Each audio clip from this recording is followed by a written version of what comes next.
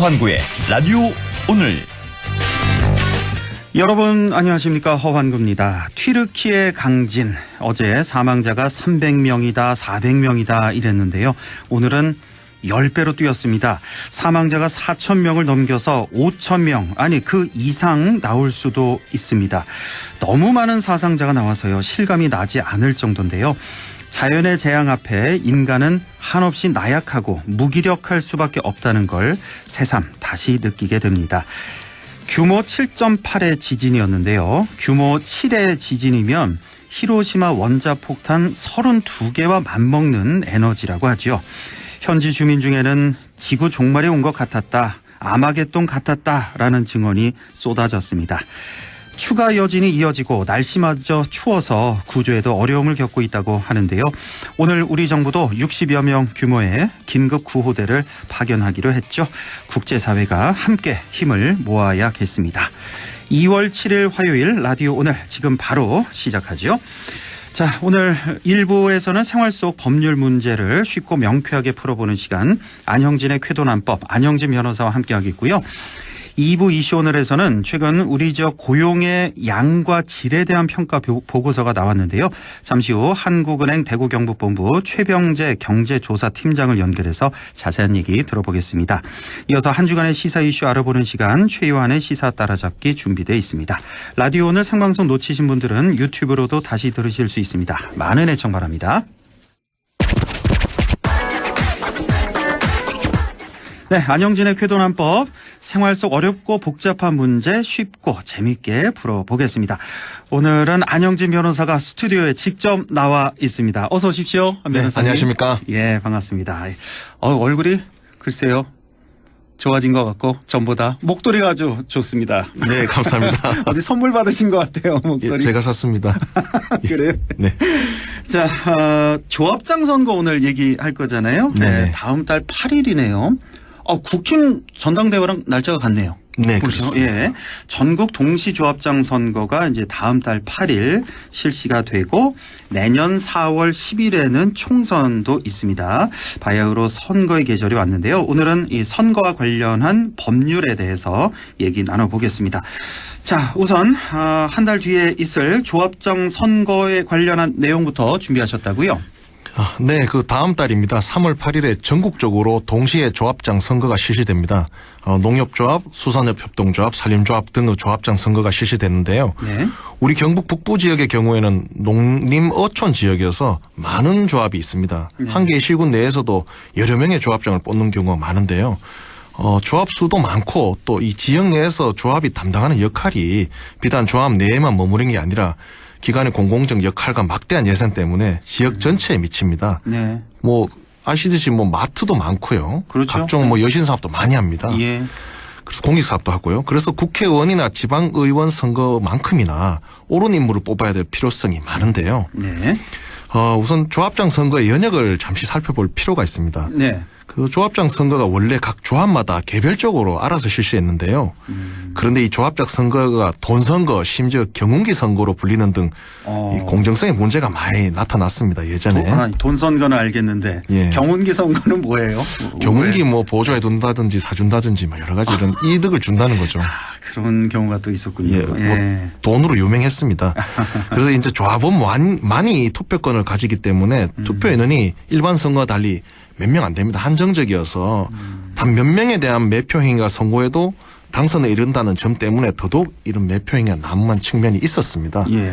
그래서 이를 해결하기 위해서 2005년부터 헌법기관인 선거관리위원회가 의무적으로 이 선거를 위탁받아서 관리하고 있었는데요. 예. 그러다가 10년 뒤인 2015년 3월 11일 사상 최초로 중앙선거관리위원회 관리하에 전국에서 동시에 조합장 선거를 치루어서 그때 전국 약 한 1,300여 개 조합이죠. 농협은 1,100여 곳, 수협은 약 80여 곳, 산림조합은 약 120곳인데요. 예. 그 조합장을 선출했습니다. 그 임기가 4년이니까 이번이 이제 세 번째 동시조합장 선거인 겁니다. 4년마다 15년, 19년, 지금 23년 이렇게 세 번째 동시조합장 선거다. 그렇습니다. 그 선관위가 직접 선거를 관리하고 또 전국에서 동시에 조합장을 선출하는 등 제도적 개혁이 있었지만 아직도 돈 선거가 일부 지역에서는 횡행하고 또 공공연한 비밀이라는 점도 없지는 않습니다. 그러니까요. 슬프고 안타까운 현실입니다. 그러니까 저도 뭐 제가 직접 본다든지 뭐 체험하지는 못했는데 많이 들어는 봤어요. 이 조합장 선거 너무 혼탁하다, 돈 선거다. 예. 자, 이 조합장 선거에서 법 위반 행태 뭐 어떤 종류가 있을까요? 네, 그 여러 가지 많은데요. 주로 그 위반 행태를 보면은 선거 직전에 은밀히 봉투에 한 수십만 원 넣어가지고 지지해달라고 요구하고 주고 또 받는 상대방은 또 지지를 약속한 경우 그게 거의 대부분의 경우라고 보입니다. 대부분. 예. 그 조합장 선거는 국회의원이나 기타 공직선거와 달리 공직선거법이 적용되는 게 아니고 공공단체 등 위탁선거에 관한 법률이 적용됩니다. 그런데 이제 동법 제35조를 보면 기부 행위의 제한을 이제 위반하면은 안 된다. 기부 행위의 제한을 규정하고 있고 이것이 이제 59조에서 만약 기부 행위 하면 어떻게 되느냐. 법이 금지하는 거. 3년 이하의 징역 또는 3천만 원 이하의 벌금에 처해지는 중한 범죄 행위입니다. 아, 그래요. 그 공직선거법상에 예를 국회의원이나 지방선거 이런 거 할 때 기부 행위 제한을 위반하면은 5년 이하의 징역이나 1천만 원 이하의 벌금에 처하는데요. 그것과 비교해보면 징역형의 상한은 3년이니까 2년 낮고 이제 벌금형은 3천만 원 이하니까 1천만 원 그 일반보다는 2천만 원 높은데요. 그렇네요. 조합선거에서 돈을 주고 받는 행위도 이제 법률상 중대한 범죄로 취급되고 있다는 점을 알 수 있습니다. 아, 그러니까 이 조합장 선거는 우리가 흔히 뭐 듣기로 공직선거법 이 얘기 많이 들었는데 여기에 적용받는 게 아니군요. 네, 그렇습니다. 이게 아니라 공공단체 등 위탁선거에 관한 법률이 따로 있군요. 그렇습니다. 여기에 이제 적용을 받아서 굉장히 세네요. 이게 지금 3년 이하의 징역이면은 그렇죠. 네, 그렇습니다. 3년 이하 징역 3천만 원 이하의 벌금에 처해질 수 있다. 네. 굉장히 중한 범죄 행위다. 예, 알겠습니다. 그 또한 중요한 게 과태료인데요. 네. 기부행위 제한 규정을 위반해서 금전 물품이나 그 밖의 재산상 이익을 제공받은 자에게는 그 제공받은 금액이나 가액의 10배 이상 50배 이하에 상당하는 금액의 과태료를 부담합니다. 그러니까요. 그 예를 들어서 상한은 참 3천만 원으로 정해놓고 있는데요. 상한은 있군요. 3천만 원까지. 그 예를 들어서 30만 원 받았다가 300만 원에서 1,500만 원의 과태료를 부과받을 수 있다는 점입니다. 30만 원 받았다가 1,500만 원까지도 과태료를 낼 수가 있는 거예요. 그게 이제 또 말씀 나눠보면 그거 둘만 입 다물고 있으면 모르지 괜찮지 않느냐라고 생각하는 분들도 좀 적진 않은데요. 이게 돈을 전달하는 분 또는 상대방 후보자 측에서 선관위에 고발 내지 신고 또는 자수하는 경우가 상당히 많습니다. 많아요? 이런 경우가? 왜냐하면 돈을 전달한 측에서 선거 끝나고 자기한테 뭐 해주기로 해놓고 안 해주고 에이 난 모르겠다 막 다 찌른다 이런 경우도 있고요. 누가 받은 사람이요? 주는 사람이요. 주는 사람이? 후보 측에서 이제 전달하는 사람이죠. 그 사람이 선거 끝나고 이제 약속된 어떤 그걸 못 받는 경우가 상당히 많습니다. 후보가 아니라 그렇습니다. 그 돈을 전달하는 사람이 찌르는 경우가 있군요. 그리고 또 촌에 좁으니까 내가 이거 얼마 받았다, 닌 얼마 받았노 이래 얘기한 경우인데 그게 새어 나가서 또 처벌 받는 경우도 있고요. 아이고 세상에 비밀은 없으니까. 서로 비교해 봅니다. 니는 얼마 받았노? 나는 왜 이래 받았노? 이런 경우 있어요. 실제로 있습니다. 그래서 그렇고요. 그래서 실제로 예전에는 그 한 마을에 그 적발돼서 막 뭐 자살 소동도 나고 그런 경우가 있었습니다. 마을 중에 다 걸려버렸으니까요. 그래서 이게 그냥 뭐 둘만 하면 되지 이런 문제가 아니라는 점 꼭 말씀을 드리고 싶습니다. 그렇군요. 그리고 이 범죄가 성립한 이후에도 형사처벌을 면하거나 경감받을 수 있는 길이 있는데요. 뭐 신고, 진정, 고소, 고발 등 조사 또는 수사 단서의 제공 또는 진술 또는 증언 그 밖의 자료 제출 행위 및 범인 검거를 위한 제보 또는 검거 활동을 위해 한 사람이 이제 그와 관련한 피해를 입거나 입을 우려가 있다고 인정할 만 있으면은 이유가 있으면 이제 형사 절차에서 뭐 특정 범죄 신고자 등 보호법 관련해서 뭐 불이익 처우의 금지라든지 관련 뭐 소송 진행의 협의라든지 형의 감면이라든지 여러 가지 이제 이런 혜택을 이제 보호 절차고 있고 혜택을 주고 있으니까 이게 75조에 구정되어 있는데요. 절차나 처벌에서 충분히 보호되고 있으니 혹시 받으셨다면은 이제 이 미리 돌려주신 게 맞고요. 빨리 만약에 며칠 지나버려서 이렇게 의해지 이렇게 된 상황이라면은 빨리 신고를 하셔서 본인은 법적 안정성을 찾고 자수의 강명을 찾자 이런 게 법제적으로 다 되어 있습니다. 그래서 뭐 혹시라도 받았다면 미리 자수해서 이렇게 밝히는 게 좋다. 그렇습니다. 그러면 경감받을 수 있고 뭐 면할 수도 있고. 그렇습니다. 뭐 공익적인 그런 행위니까. 여기서 추가해서 이제 신고 굉장히 유효하다 이러면 포상금도 경우에 따라 지급할 수 있는 경우도 있습니다. 근데 그것까지 바라는 건 좀 무리고요.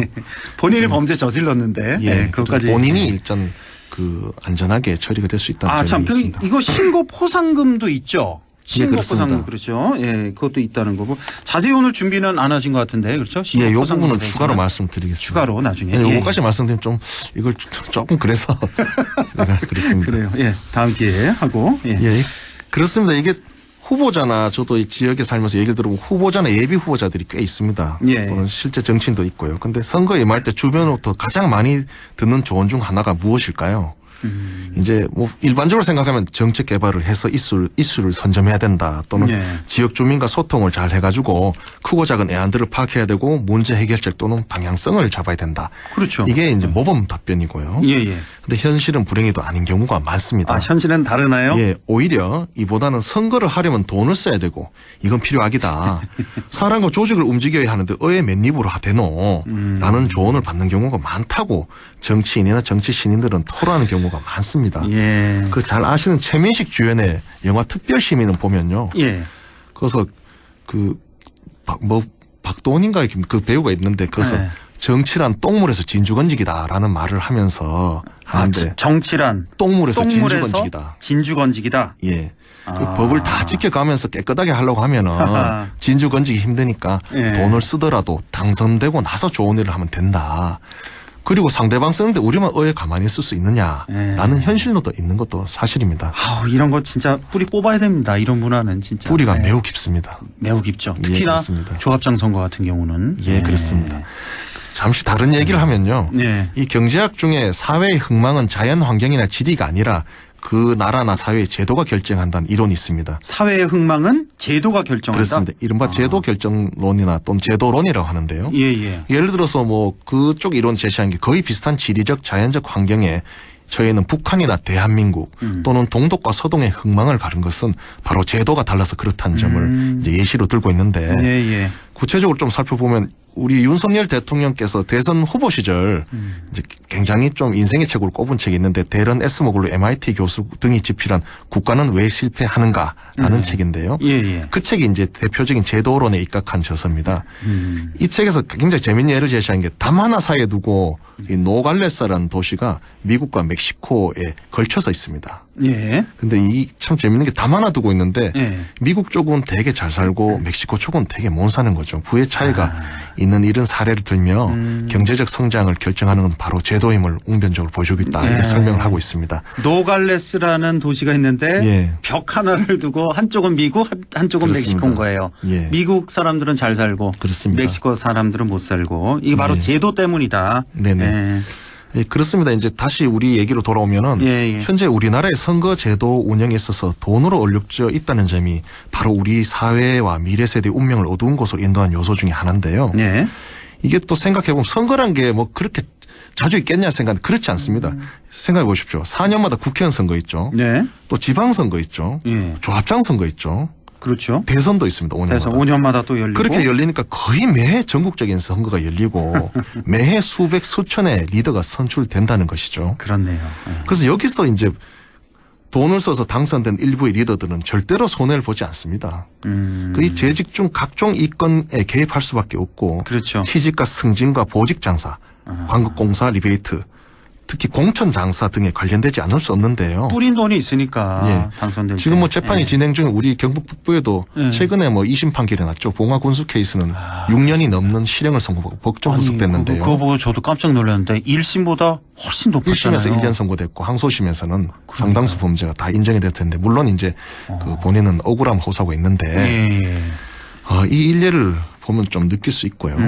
뭐 고사례는 별로는 하더라도 그래서 나온 이제 말이 도둑 정치란 말입니다. 도둑 정치란 말이 있어요. 도둑 정치죠.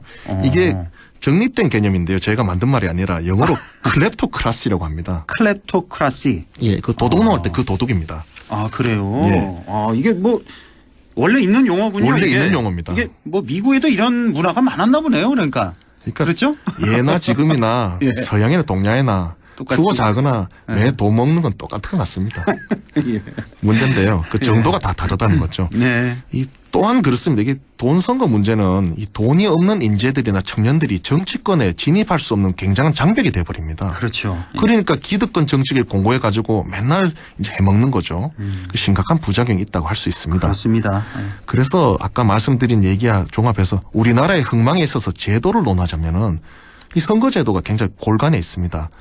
이 도덕 정치의 원인이 되는 이런 행태와 간행을 바꾸지 않고서는 아르헨티나나 필리핀처럼 국민 전체 특히 서민이나 중산층이 극심한 피해를 보는 형국이 오지 않는다는 점을 장담할 수는 없습니다. 그렇습니다. 예. 그래서 이 돈 선거 문제는 뭐 잠시의 인정이나 관행의 문제가 아니라 우리나라 전체의 운명에 해악을 끼치는 역사적 범죄고 예. 현행법상도 중대한 범죄이니 이 점에 대해서 우리 지역사회의 많은 고민과 반성적 고찰 그리고 실천이 있기를 대한민국 또 우리 경북 북부의 발전을 염원하는 시민의 한 사람으로서 간절히 희망해 봅니다. 네, 정말 그렇습니다. 3월 8일에 있을 조합장 선거를 앞두고 자, 돈 선거를 뿌리 뽑자 이걸 주제로 해서 이렇게 얘기를 좀 나눠봤는데요. 네네. 그러니까 아까 그 말씀하셨잖아요. 돈 준 사람은 물론이고 돈을 받은 사람도 역시 처벌된다.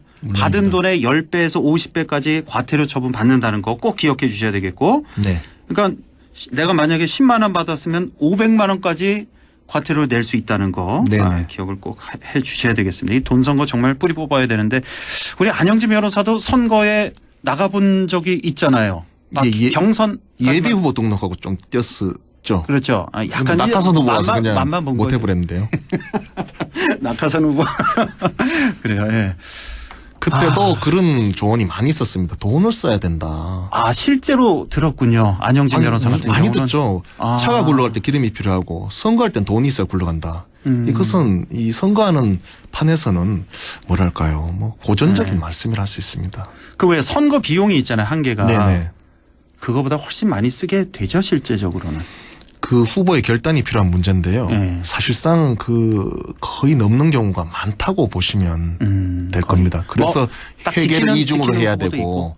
이중 회계 그런 게 있습니다. 실제로는 자원봉사자한테 지급을 하지 않아야 되는데 지급을 한다든지 또 하루에 7만 원 정도밖에 지급을 못하니까 비로 또 3, 4만 지급한다든지 이런 것도 많고요. 그래서 이게 복마전입니다. 그렇네요. 예. 아이고 그러고 보니까 1년여 남았네요. 네, 다음 그렇습니다. 총선이. 예. 네. 우리 안영진 변호사 지금 뭐 너무 이른가요? 제가 물어보기에는 다음 총선에 뭐 나가실지 뭐 마음 결심은 하셨나요? 공개적인 방송에서 또 개인적인 말씀을 드리긴 그렇지만 네. 저는 항상 한 뜻을 가지고 지역과 호흡하면서 제가 꾸준히 한 발 한 발 나아간다는 말씀 꼭 드리고 싶습니다. 돈 선거 안 됩니다. 안영진 네. 변호사. 예. 여기서 방송까지 했으니까. 네, 물론입니다. 돈 선거하면 안 된다는 방송까지 했으니까 우리 깨끗한 정치, 젊은 정치 앞으로 좀 기대를 해보겠습니다. 안영진 감사합니다. 변호사. 예. 자, 오늘 말씀 잘 들었습니다. 쾌도난법 안영진 변호사와 함께했습니다. 고맙습니다. 네, 안녕히 계십시오. 네, 라디오 오늘 잠시 후 2부에서 뵙겠습니다.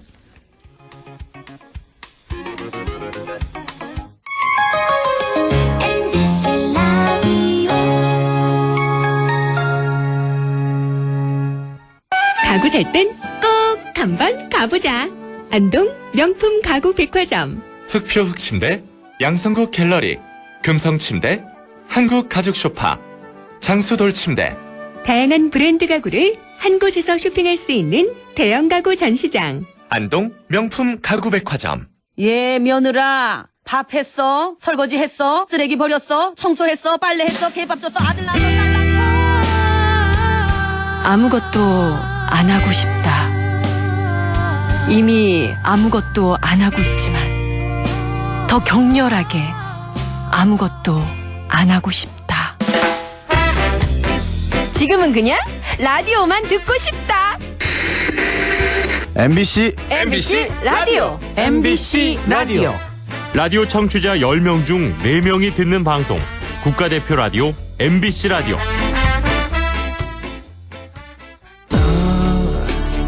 마음을 열어줘. 다가가 나 속삭이도록. 언제나 내 생각으로 행복해야 해요.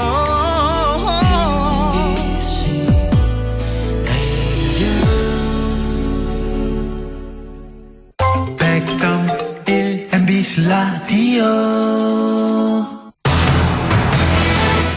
네, 6시 25분 10초 지나고 있네요. 이슈 오늘 시작합니다. 코로나19 발생 전후 우리 지역 고용의 양과 질은 어떤 변화를 보였을까요? 오늘 자세히 좀 알아보죠. 한국은행 대구경북본부 최병재 경제조사팀장 연결돼 있습니다. 최병재 팀장님 안녕하십니까? 네, 안녕하십니까? 예, 수고 많으십니다. 최근에 대구 경북 지역 고용의 양과 질에 대한 평가를 한 보고서를 발표를 하셨는데요. 자, 네. 우선 이런 평가를 검토하시게 된 배경이 궁금한데요. 예, 코로나19 진행 과정에서 그 지역 내 고용 상황이 굉장히 악화되었었는데요. 예.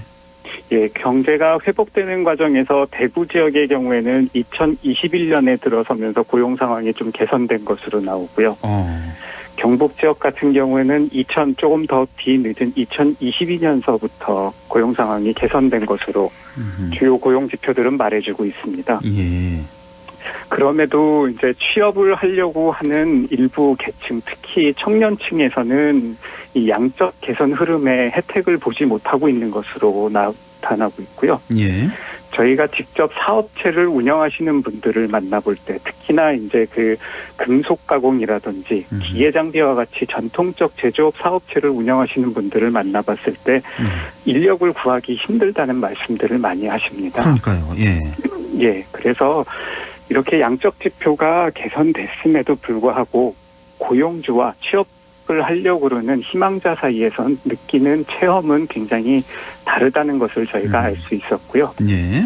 양적 지표뿐만이 아니라 질적 지표 평가를 통해서도 개선점을 좀 찾고자 이런 보고서를 작성하게 되었습니다. 그렇군요. 대구는 21년부터 경북은 22년 들어서면서 조금 개선되고 있는 모습이다라는 말씀.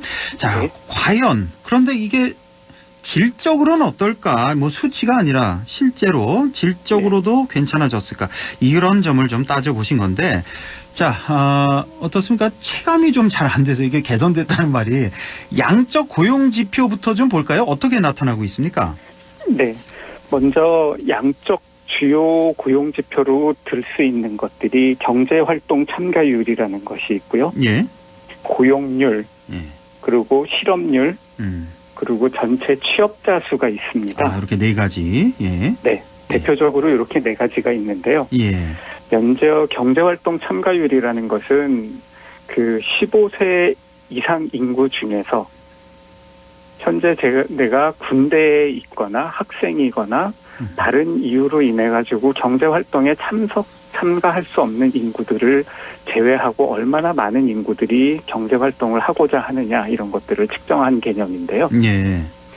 이게 아무래도 이제 그 직업을 찾고자 하는 게 경기가 좋을 때 더 많은 분들이 찾고자 합니다. 그렇겠죠. 예. 네. 그런데 이제 그 코로나가 진행되는 과정에서 경기가 많이 꺾였다가 지역 내 산업도 경기가 많이 안 좋았고 국제 교육도 많이 줄어들면서 경기가 많이 꺾였다가 이게 점차 회복되는 과정이었기 때문에 실제로 경제 활동에 참가하고자 하는 분들이 많이 늘었습니다. 구체적인 수치를 좀 말씀드리면은 2019년에 62.3%이던 경제 활동 참가율이요. 2020년에는 61.4%로 하락을 하였다가 21년부터는 계속 상승세를 보이면서 22년 기준으로는 62.8%로 그 19년보다 조금 높은 상황입니다. 예. 고용률 같은 경우에도 그 19년에 비해서 20년에 하락을 하였다가요. 상승을 하면서 2022년 기준으로 61.1%로 상승을 하였고요.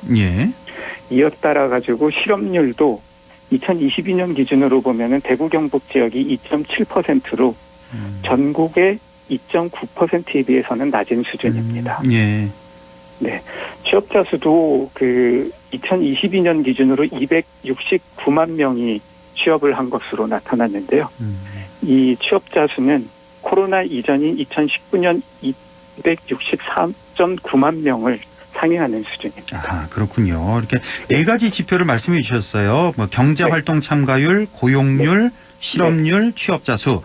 그러니까 대부분 코로나 이전인 2019년에 비해서는 뭐 비슷하거나 다 이렇게 좋아진, 개선된 이런 수치를 확인할 수가 있군요. 일단은 양적 고용 지표는 이렇게 모두 개선됐다 이렇게 나왔는데 중요한 건 또 질적인 면 아니겠습니까? 네. 우리 지역의 고용의 질은 어떻게 나타났습니까? 예. 우선 그 고용의 질을 평가하는 방법은 굉장히 다양하다는 말씀을 좀 드리고 싶고요. 예. 네, 그 평가하는 기관에 따라서 대표적으로 국제노동기구인 ILO, 뭐 OECD 이런 기관에서 다 고용의 질을 평가를 해보는데 예. 그 평가하는 방법과 사용하는 자료에 따라 조금 차이가 있을 수 있습니다. 예. 여기서 이거 뭐 이 용어들을 다 설명하기는 좀 시간이 안 되고요. 어떤 결과로 나타났는지 좀 말씀해 주시죠. 말씀을 드릴까요? 예. 네, 우선은 그래서 요거를 어떤 이제 점수를 표준화하는 과정을 좀 거쳤고요. 네. 네, 그렇게 해서 보면은 2022년 기준으로 대구 지역 같은 경우는 점수가 전국보다 조금 높은 것으로 나타났습니다. 아, 그래요? 예. 네, 그렇게 되면서 전체 17개 시도 중 5위로 상위권을 차지했던 반면에 예. 경북 지역은 그 전국 평균보다 낮아서 16위를 기록하였습니다. 아, 대구는 5위였고 17개 시도 중에 경북은 16위였다. 최하위네요, 거의. 예. 네, 거의 최하위인데 예. 네, 이게 또 코로나 이전과 비교해서 얼마나 변했는지를 또 보면은 예. 대구는 전국이 그 코로나 전과 비교해서 6점이 개선이 된 것으로 전국 평균이 6점이 개선된 것으로 나오는데요. 네. 대구는 전국보다 더 빠른 속도로 개선이 되면서 9점이 개선이 된 것으로 조사되었고 경북은 개선되기는 했지만은 조금 더딘 속도인 4점이 개선된 것으로 나타났습니다. 아, 예. 예, 이렇게 되면서 대구 같은 경우는 순위가 코로나 이전에 비해서 상승을 하였고요. 경북 같은 경우는 16위를 그대로 유지한 것으로 조사되었습니다. 그렇군요. 예. 네. 대구는 뭐 코로나 이전에 비해서 9점이 상승했는데 경북은 4점밖에 상승이 되지 않아서 이렇게 순위가 거의 최하위로 이렇게 나타났다. 우리 경북. 예.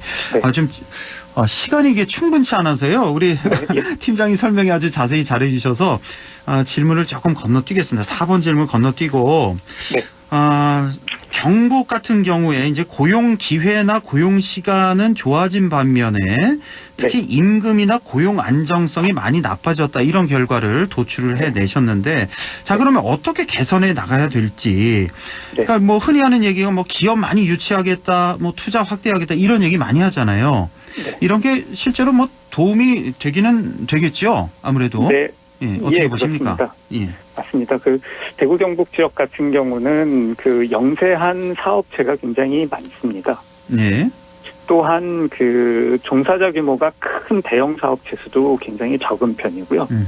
전국에 비해서 상대적으로 적은 편이기 때문에 이런 산업 구조를 갖고 있는 경우 아무래도 고용 안정성이나 임금 보상 부분에서 측정을 해볼 때 고용의 질 측면이 안 좋을 수밖에 없는 구조를 갖고 있습니다. 예. 또 더해서 구미 지역 같은 경우는 주요 사업체가 생산 기지를 해외나 뭐 다른 국내 타 지역으로 또 이전을 하고 있거든요. 이런 상황을 봤었을 때 여러 가지 면에서 이렇게 고용의 질을 제약하는 요인이 있기 때문에 대기업을 유치하고 또 더군다나 이렇게 미래의 먹거리로 불려지고 있는 2차 전지, 뭐 미래차 산업 이런 것들을 유치해서 계속 발전시켜 나갈 경우 도움이 될 것으로 생각됩니다. 그렇군요. 예. 자, 사회 안전망 확충과 자영업 경쟁력 강화도 필요하다. 이렇게 결론 나왔다고요? 네, 그렇습니다. 그 대구 경북 지역 같은 경우에는 서비스업, 특히 도소매, 음식 숙박업으로 이제 분류되는 전통 서비스업이 이렇게 많은 비중을 차지하고 있는데요. 예. 이쪽 업체들의 고용보험 가입률이 굉장히 현저히 낮은 것으로 조사가 됐습니다. 네. 또한 이분들이 외부 충격, 코로나와 같은 외부 충격에 굉장히 취약한 구조를 갖고 있어서 이분들이 외부 이런 부정적 외부 충격을 받았을 때 지역 경제에 미칠 수 있는 충격이 클 것으로 예상이 되기 때문에 이에 따라서 좀 고용 안정성을 강화하면은 도움이 될 것으로 기대하고 있습니다. 그렇군요. 예. 자, 그리고 왜 일자리 미스매치라는 말도 많이 쓰잖아요. 예. 뭐 구직자는 많은데 뭐 실제로 구인자는 없다든지. 네. 뭐 이런 미스매치 되는 이런 현상. 이것도 좀 설명해 주시고 이런 미스매치 완화를 위한 노력도 필요하다고요. 네, 그렇습니다. 네, 그 말씀해 주신 대로 일자리 미스매치는 고인하고자 하는 직업과 이 일자리에서 찾고 일을 하고자 하는 구직자 요 차이를 가지고 이렇게 계산을 하는 것인데요. 이게 딱 들어맞으면 참 좋은데 이게 참 안 맞잖아요, 이런 게. 네, 딱 들어맞으면 좋은데 저희가 이제 대구 경북 지역 노동시장 미스매치 지수를 산출해 보니까 이제 그 경영, 사무, 금융 이런 사무직과 연구, 공학기술직, 전문직, 보건의료직은 구직 비율이 더 높았고요. 전통적 산업인 설치장비 생산직은 구인 비율이 더 높았습니다. 아무래도 뭐 사무직, 전문직, 보건의료직은 일을 하려고 하는 사람들이 더 많은데 반면에 뭐 생산직, 뭐 설치 장비직은 사람을 못 구해서 지금 난리군요. 네, 이런 그렇습니다. 현상이군요. 예. 네, 그리고 저희가 또 뭐 상관관계 같은 것들 연계 분석을 좀 해본 결과, 특히나 저희가 이제 구직 비율이 더 높았던 전문직, 아까 말씀드렸던 연구공학기술직이나 보건의료직 같은 경우는 그 대구 경북 지역이 상대적으로 어느 정도 경쟁력도 갖추고 있고, 지역의 여타 산업과 연계성도 높아서 이쪽에 일자리가 늘어날 경우 단순히 고용 기회만 늘리는 게 아니라 지역 경제의 파급 효과로 또 좋은 효과가 있을 것으로 기대가 되기 때문에 이러한 일을 하려고 하는 사람 많으니까 이쪽 분야에서 일자리를 많이 늘려야 된다. 이런 말씀이시네요. 네, 그런 효과가 있을 것으로 기대가 됩니다. 예. 반대인 경우는요. 구인 비율이 구직 비율보다 높은 이런 생산직 이런 구인 비율이 경우는? 구직 비율보다 높은 경우는 이제 뭐 일자리를 찾을 때 사업체에서 나는 이런 기술과 이런 경험, 이런 뭐 기계 장비를 다룰 수 있는 분들을 원하는데 실제로 이 일자리에 취업하고자 하는 분들이 또 이런 자격 조건을 안 가지고 있을 경우가 있을 수 있거든요. 그렇겠죠. 예. 이런 것을 위해서는 뭐 이제 산학 연계 프로그램을 통한 직업 교육 강화 등을 통해서 일자리 미스매치를 좀 해소하는 노력이 필요하다고 생각하고 있습니다. 그렇군요. 예. 뭐 우리 지역 뭐 모두의 공통적인 문제일 것 같습니다. 아주 고질적인 그런 문제. 인구 감소 문제 아니겠습니까? 이 인구 줄어드는 것 이것도 역시 고용 문제와 직결된 아주 가장 중요한 문제일 것 같네요. 보니까. 네. 뭐 전국적인 현상이지만은 지금 현재 출생자보다 사망자가 더 많아서 자연적으로 인구가 감소하는 문제도 있지만은 대구 경북 지역 같은 경우는 일할 수 있는 노동력이 일자리를 찾아서 타 지역으로 이동을 하면서 발생하는 사회적 인구 감소 문제도 심각한 편입니다. 특히나 청년층 중심으로 이러한 현상이 일어나고 있는 것으로 파악되고 있는데요. 청년층에 관련된 경우는 일과 관련된 지식이나 기술 습득이 한창 이루어질 시기이기 때문에 지역 내 노동 생산성을 이렇게 유출이 되면은 노동 생산성을 개선하는데 제약 요인으로 작용할 수밖에 없고요. 결과적으로는 임금이나 여러 가지 고용 환경을 악화시키는 또 요인으로 작용할 수밖에 없습니다. 그래서 이런 사회적인 뭐 당연히 출산율을 높이고자 하는 정책도 필요하지만은 양질의 일자리를 마련을 하고 앞에 말씀드린 것과 같이 대기업들을 유치하고 양질의 일자리를 마련해서 계속 사회적인 인구 감소를 줄이고자 하는 노력도 필요할 것으로 생각됩니다. 그렇군요. 참 꼭 가야 하지만 참 어려운 길인 것 같습니다. 자, 오늘 이렇게 우리 지역의 고용의 질 상당히 낮다는 점 중심으로 해서 알아봤습니다. 오늘 아주 자세하고 친절한 설명 잘 들었습니다. 지금까지 한국은행 대구경북본부 최병재 경제조사팀장이었습니다. 팀장님 고맙습니다. 네, 감사합니다. 라디오 오늘에서는 청취자 여러분의 참여를 기다리고 있습니다. 우리 지역에서 발생한 사건 사고 소식이나 함께 토론하고 싶은 내용을 안동 MBC 홈페이지 라디오 오늘 게시판에 올려주시기 바랍니다. 전화와 문자 참여도 하실 수 있습니다. 전화는 851국에 7191번, 문자는 샵 0913번으로 보내주시면 됩니다. 문자는 단문 50원, 장문 100원의 정보 이용료가 있습니다. 여러분의 많은 참여 바랍니다.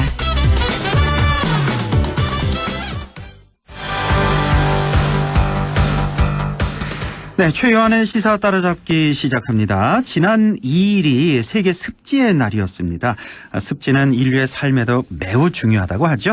오늘 이 습지와 람사르 협약에 대해서 좀 자세히 알아보도록 하겠습니다. 최요한 시사평론가 연결돼 있습니다. 안녕하십니까? 예, 반갑습니다. 최요한입니다. 네, 습지가 중요하다는 거 다 알고 계실 텐데요. 예. 왜 중요한지 오늘 자세히 좀 알아보겠습니다. 우선 예. 이 습지가 뭔지부터 그것부터 좀 정리를 먼저 하고 넘어갈까요? 예, 습지라는 게 말 그대로 젖어 있는 땅이거든요. 네. 이 물에 따라 동식물의 생활과 주변 환경이 결정되는 곳이고 1년에 일정 기간 이상 물에 잠겨 있거나 젖어 있는 지역이다. 근데 습지는 담수, 그러니까 민물로 이렇게 젖어 있는 곳이 있고요. 네. 그리고 기수, 이거는 바닷물, 해수와 담수가 혼합된 곳. 그리고 염수가 이렇게, 그러니까 바닷물로 젖어 있는 곳, 이렇게 있고, 네. 크게 내륙 습지와 연안 습지로 나눈다고 해요. 네. 내륙 습지는 육지 안의 습지, 그러니까 강 언저리나 내과 언저리의 지형적인 원인에 의해서, 범람한 토양이 쌓여져서 만들어지는 곳. 그리고 두 번째로 연암 습지는 세계 대부분의 대규모 습지는 다 연암 습지라고 하는데, 예를 들어서 그 해수에 의해서 바닷물의 육지가 침식돼서 이루어진 삼각주 지역 같은 경우, 그리고 해안 갯벌이 아주 대표적인 연안 습지라고들 합니다. 갯벌도 다 이 습지에 속하는 거군요. 예, 맞습니다. 예. 내륙 습지와 연안 습지로 나뉜다는 거. 습지라는 건 말 그대로 젖은 땅이군요. 우리 젖다 할 때 그 웻랜드군요. 예. 자, 습지가 무엇인지 또 종류까지 이렇게 알아봤는데, 그런데 지구상의 이 습지가 왜 그렇게 중요한 겁니까? 그러니까 우리가 간과할 수 있는데 이 습지라는 게 인간 삶에 무지하게 중요하다는 거예요. 그 정도로 중요해요? 예. 무지하게? 그 이유를 말씀드릴게요. 예. 이 습지는 완벽한 생산과 소비의 균형을 갖추고 다양한 생명체를 키우는 하나의 완벽한 생태계라고 합니다. 그런데 여기에 많은 생명체에게 서식처를 제공하고 여기서 사는 이 습지의 생명체들은 지구 전체 생태계가 안정된 수준으로 유지시키는 역할을 하고 있다는 거예요. 네. 이게 습지가 만들어진 것이 자연현상이든 아니면 인간의 활동으로 만들어진 것이든 유기질과 무기질 물질을 변화시키고 이 수많은 과정 속에서 아주 자연적으로 수질을 정화합니다. 그래서 습지의 별명이 자연의 콩팥이에요. 이 얘기 들어본 것 같아요. 자연의 콩팥, 습지. 물을 깨끗하게 만든다는 거죠. 근데 이렇게 중요함에도 불구하고 습지의 가치가 인류에게 알려진 것은 최근의 일이고, 이 혜택에 대한 논의도 최근이죠. 그런데 아무 생각 없이 인간들이 이 습지를 파괴하는 이 인간의 무감각이 더 놀랍다는 생각이 듭니다. 그렇군요. 완벽한 하나의 생태계가 바로 습지다. 자연의 콩팥이다. 자, 그럼 좀 더 구체적으로 습지는 어떤 역할을 하고 있는 겁니까? 그러니까 중요성을 따지면 한 4가지 정도 된다고 합니다. 4가지. 첫 번째로는 지하수위의 조절 및 유지 역할. 그러니까 습지의 아래층을 통해서 지하수층으로 물을 내보내고 이 과정을 통해서 온갖 오염원을 제거합니다. 여과합니다. 그렇게 지하수층으로 유입된 물이 생활용수, 농업용수, 공업용수로 직접 이용이 되고 바닷물, 짠물이 안으로 들어오는 걸 막는다라고 하고요. 두 번째로는 홍수 범람 억제와 물 공급 역할을 한다고 합니다. 홍수 시 초과되는 홍수량을 축적하는 저수지 역할을 이 습지가 하고 있고요. 늪의 식물들은 또 이제 물의 흐름을 지연시켜서 하천 유량의 극심한 변화를 막는다. 홍수 발생을 완화시킨다. 또 자연 습지가 많으면 댐이나 저수지 관계 시설을 줄일 수 있어서 경제적인 효과가 있고 비교적 안전된 양으로 유출돼서 생활용수, 농업용수, 공업용수로 이용된다는 것이죠. 그렇군요. 습지의 역할. 첫째, 지하수위의 조절 및 유지 역할이 있고, 둘째, 홍수 범람 억제와 물 공급 역할을 한다. 두 가지 짚어주셨고, 나머지 2가지는 어떤 겁니까? 하천 수질 보호 유지 역할을 한답니다. 이게 그 습지에는 질소와 인이 축적돼서 수질을 계산하는데 이 질소와 인 같은 이 영양 염류는 물이 천천히 흐르는 시기에 습지에 축적돼서 물고기나 조류의 번식을 높여서 습지 생물의 생존을 유지하고 또 물의 흐름이 빠른 시기에는 이 영양소들이 습지로부터 유출되면서 연안의 영양원이 된다는 것이죠. 그러면서 하천 수질을 보호하고 유지하는 역할을 한다고 하고요. 네 번째로는 습지 자체가 굉장히 아름다운 경관을 제공한다라는 거죠. 수많은 조류, 어류, 포유류들 생명이 살면서도 굉장히 특이한 경관을 만들어 심미적 목적으로도 습지는 굉장히 사람들에게 즐거움을 줄 수 있는 것입니다. 그렇군요. 이렇게 네 가지 역할 소개를 해 주셨습니다. 자, 그리고 우리가 습지 얘기하다 보면 항상 나오는 용어가 람사르 협약이잖아요. 예. 람사르 협약, 이것도 좀 설명을 해 주시죠. 람사르 협약은 습지 보존과 지속 가능한 이용을 위한 최초의 국제 협약입니다. 원래 공식 명칭은요. 물새 서식지로서 국제적으로 중요한 습지에 관한 협약이고 줄여서 습지에 관한 협약이라고 해요. 길군요, 원래는. 예, 1971년 2월 2일 이란의 물새 서식처인 카스피해 연안의 람사르에서 체결됐기 때문에 이 람사르 협약이라고 부르고 총회는 3년에 한 번씩 열린다고 합니다. 그렇군요. 71년에 이란의 람사르에서 체결됐다. 그래서 람사르 협약이다. 자, 이 람사르 협약이 맺어진 특별한 배경이 있나요? 1960년대 유럽 지역에서 습지가 광범위하게 파괴되면서 물새의 수가 크게 감소한 적이 있었어요.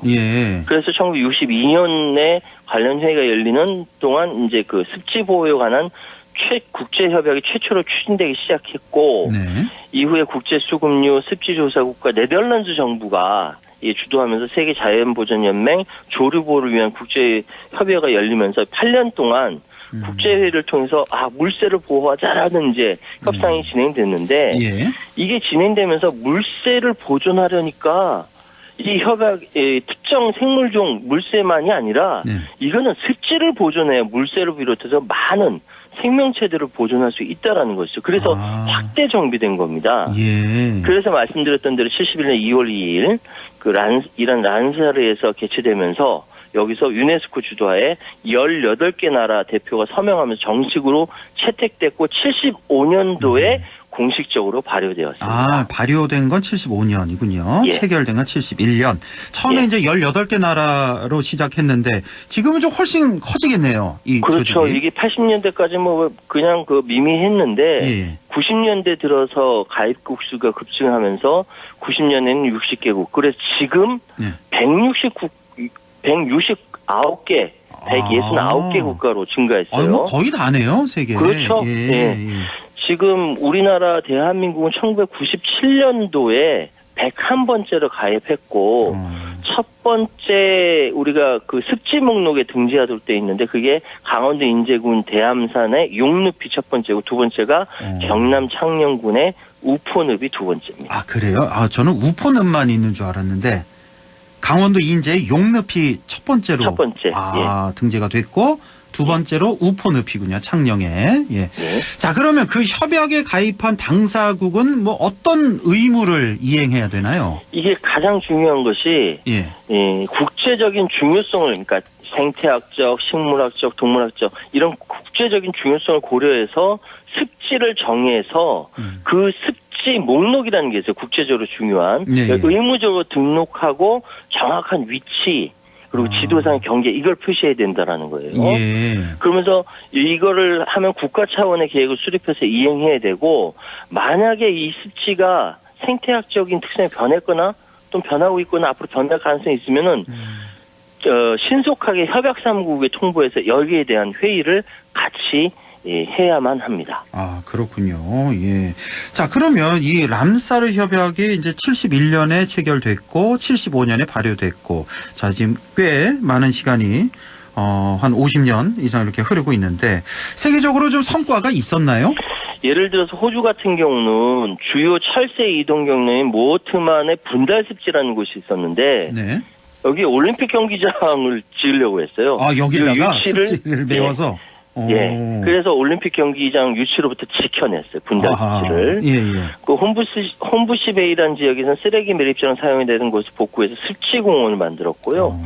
독일 같은 경우는 뭐 습지를 만들어서 서식 조류의 개체수 증가하고 습지 면적 증가하면서 양서류 개체수 증가하는 등 굉장히 이제 환경이 좋아졌고 일본 같은 경우도 쿠시로 습지를 복원하기 위해서 지금 대대적인 국가 프로젝트가 진행 중이라고 합니다. 그렇군요. 예.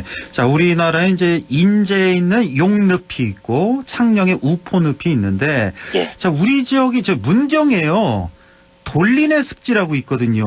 예, 있습니다. 이것도 지금 뭐 등록을 추진할 계획이라고요? 맞습니다. 우리나라의 지금 환경부에서 이 돌리네 습지를 23번째 습지 보호지역으로 정했는데 생각해보니까 이게 생태 지질학적 가치가 세계적으로 인정받을 수 있는 곳이라고 합니다. 그래서 람사르 습지 등록을 추진할 계획이라고 합니다.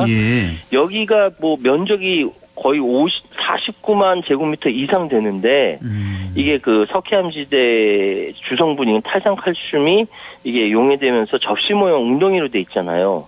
물이 고이기 힘든 곳인데 그래서 세계적으로 굉장히 특이한 사례라고 합니다. 아, 그렇습니까? 거기다가 여기에 뭐 이게 멸종위기 야생생물, 수달, 담비, 삭 그리고 뭐 희귀한 식물들도 굉장히 많이 서식하고 있는 생물 다양성 지역이기 때문에 람사르 습지 등록 기준에 부합하다 해서 아마 올해 환경부의 문경시가 이 정보 양식 제출해서 등록을 진행한다 이런 소식까지 들어와 있네요. 아, 그렇군요. 뭐 등록 기준 뭐 9개가 있는데 이 중에 뭐 3개를 충족했다.